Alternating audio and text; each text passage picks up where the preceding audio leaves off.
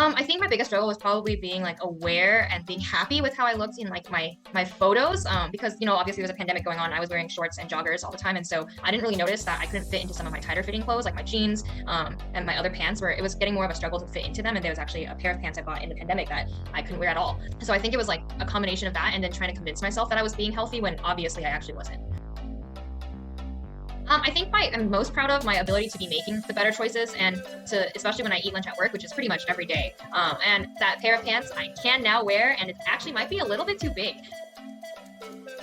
I think the biggest breakthrough has been with the office work, the lunch orders, just because like during the pandemic, I had like an Uber Eats stipend that let me eat basically food being paid for versus cooking for myself, which is what I used to do. And so it's really the first change was for me to eat healthier and choose healthier options. And then the next step that Sophie pushed me to do that I think is the really key part was not to partake in the lunches and to say like, it might be better for my health overall, not to keep on going for the free food.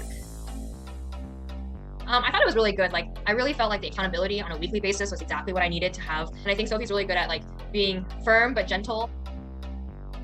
I'm definitely feeling a lot more happy in the clothes I'm wearing and how I look in the photos I'm taking with my friends.